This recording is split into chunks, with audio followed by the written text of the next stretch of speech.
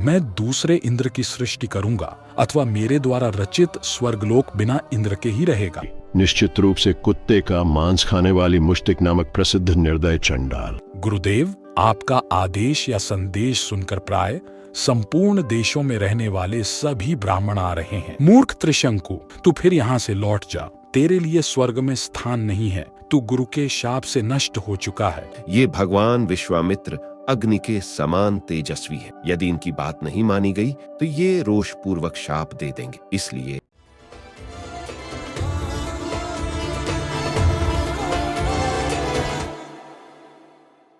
जय श्री राम। मित्रों, आपका बहुत बहुत स्वागत है आपके अपने चैनल कथा अनंता में। पिछले एपिसोड में हमने देखा कैसे वशिष्ठ जी के पुत्रों के श्राप से राजा त्रिशंकु चांडाल बन गए और विश्वामित्र जी की शरण में गए। और आज हम वर्णन करेंगे वाल्मीकि कृत रामायण के बालकांड के 59 और 60वें सर्ग। शतानंद जी कहते हैं, श्री राम साक्षात चांडाल के स्वरूप को प्राप्त हुए। राजा त्रिशंकु के पूर्वोक्त वचन को सुनकर कुशिकनंदन विश्वामित्र जी ने दया से द्रवित होकर उनसे मधुर वाणी में कहा, वत्स इक्ष्वाकुकुल नंदन, तुम्हारा स्वागत है।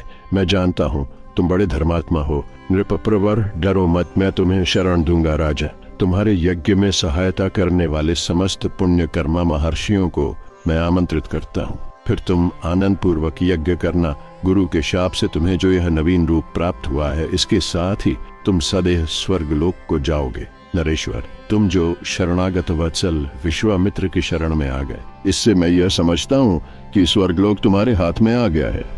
ऐसा कहकर महातेजस्वी विश्वामित्र ने अपने परम धर्म परायण महाज्ञानी पुत्रों को यज्ञ की सामग्री जुटाने की आज्ञा दी। तत्पश्चात समस्त शिष्यों को बुलाकर उनसे यह बात कही, तुम लोग मेरी आज्ञा से अनेक विषयों के झाता समस्त ऋषि मुनियों को, जिनमें वशिष्ठ के पुत्र भी सम्मिलित हैं, उनके शिष्यों, सुहृदों तथा रथविजों सहित बुला लाओ। जिसे मेरा संदेश देकर बुलाया गया हो वह अथवा दूसरा कोई यदि इस यज्ञ के विषय में कोई अवहेलनापूर्ण बात कहे तो तुम लोग वह सब पूरा मुझसे आकर कहना। उनकी आज्ञा मानकर सभी शिष्य चारों दिशाओं में चले गए। फिर तो सब देशों से ब्रह्मवादी मुनि आने लगे। विश्वामित्र के वे शिष्य उन प्रज्वलित तेज वाले महर्षि के पास सबसे पहले लौट आए और समस्त ब्रह्मवादियों ने जो बातें कही थीं, उन्हें सबने विश्वामित्र जी से कह सुनाया। वे बोले, गुरुदेव, आपका आदेश या संदेश सुनकर प्राय संपूर्ण देशों में रहने वाले सभी ब्राह्मण आ रहे हैं।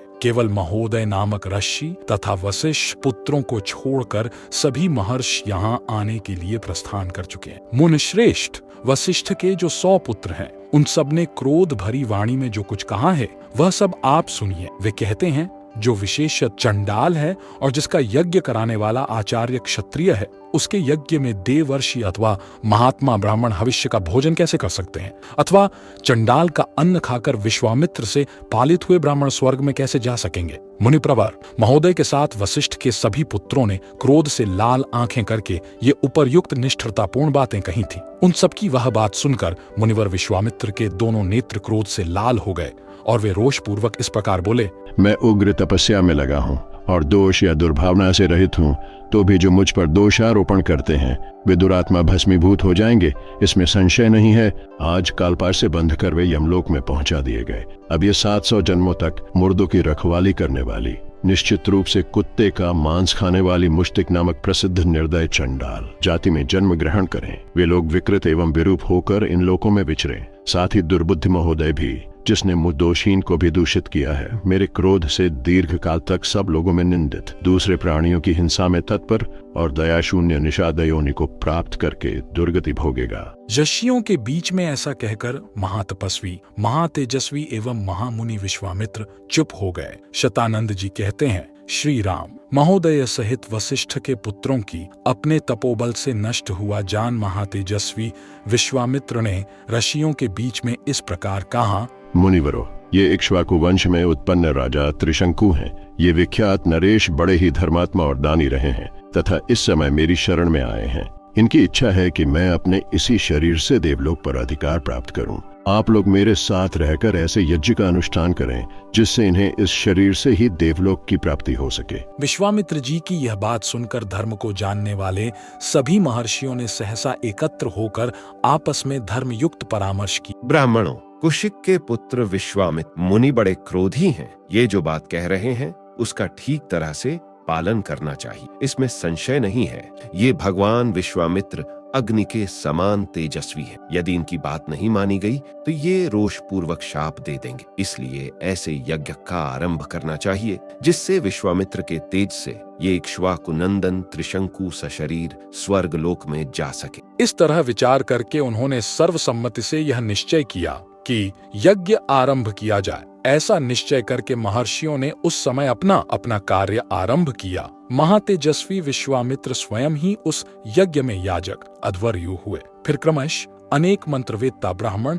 ऋत्विज हुए, जिन्होंने कल्पशास्त्र के अनुसार विधि एवं मंत्रोच्चारण पूर्वक सारे कार्य संपन्न किए। तदनंतर बहुत समय तक यंत्र पूर्वक मंत्र पाठ करके महातपस्वी विश्वामित्र ने अपना भाग ग्रहण करने के लिए संपूर्ण देवताओं का आवाहन किया, परंतु उस समय वहां भाग लेने के लिए वे सब देवता नहीं आए। इससे महामुनि विश्वामित्र को बड़ा क्रोध आया और उन्होंने श्रुआ उठाकर रोष के साथ राजा त्रिशंकु से इस प्रकार कहा।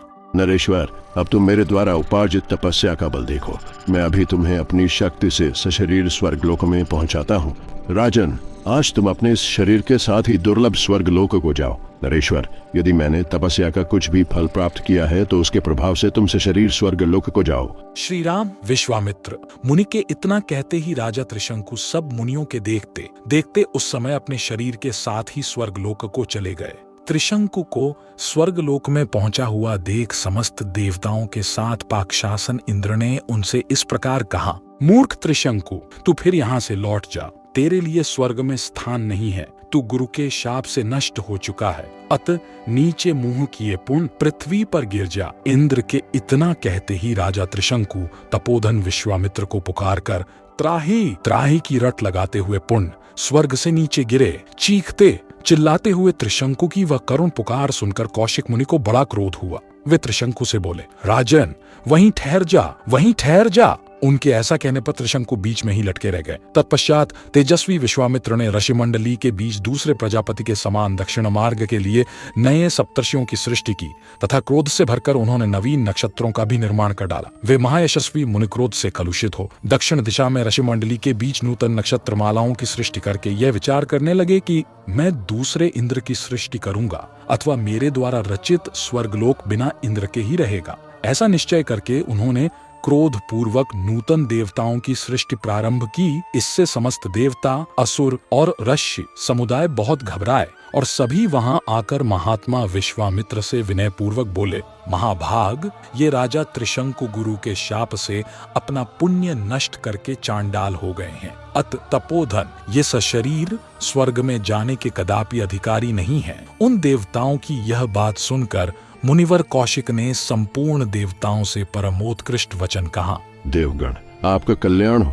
मैंने राजा त्रिशंकु को सदैव स्वर्ग भेजने की प्रतिज्ञा कर ली है, अतः उसे मैं झूठी नहीं कर सकता। इन महाराज त्रिशंकु को सदा स्वर्गलोक का सुख प्राप्त होता रहे। मैंने जिन नक्षत्रों का निर्माण किया है वे सब सदा मौजूद रहे। जब तक संसार रहे तब तक ये सभी वस्तुएं जिनकी मेरे द्वारा सृष्टि हुई है सदा बनी रहे। देवताओं, आप सब लोग इन बातों का अनुमोदन करें। उनके ऐसा कहने पर सब देवता मुनिवर विश्वामित्र से बोले, महर्षि, ऐसा ही हो, ये सभी वस्तुएं बनी रहें और आपका कल्याण हो। मुनिश्रेष्ठ, आपके रचे हुए अनेक नक्षत्र आकाश में वैश्वानर पथ से बाहर प्रकाशित होंगे और उन्हीं ज्योतिर्मय नक्षत्रों के बीच में सिर नीचा किए त्रिशंकु भी प्रकाशमान रहेंगे। वहां इनकी स्थिति देवताओं के समान होगी और ये सभी नक्षत्र इन कृतार्थ एवं यशस्वी नृपश्रेष्ठ का स्वर्गीय पुरुष की भांति अनुसरण करते रहेंगे। इसके बाद संपूर्ण देवताओं ने ऋषियों के बीच में ही महातेजस्वी धर्मात्मा विश्वामित्र मुनि की स्तुति की। इससे प्रसन्न होकर उन्होंने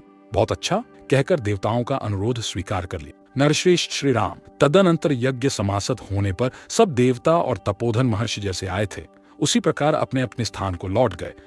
आज के वीडियो में हमने जाना कि राज ऋषि बने विश्वामित्र जी ने अपने तपोबल से नए नक्षत्रों का निर्माण कर दिया और वे कुछ चुनिंदा महर्षियों में से एक थे जिन्होंने ऐसा किया था, लेकिन अब तक भी वे ब्रह्मऋषि नहीं बन पाए हैं।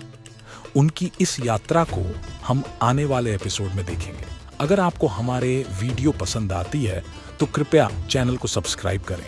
आपका बहुत आभार। मिलते हैं अगले वीडियो में। जय श्री राम।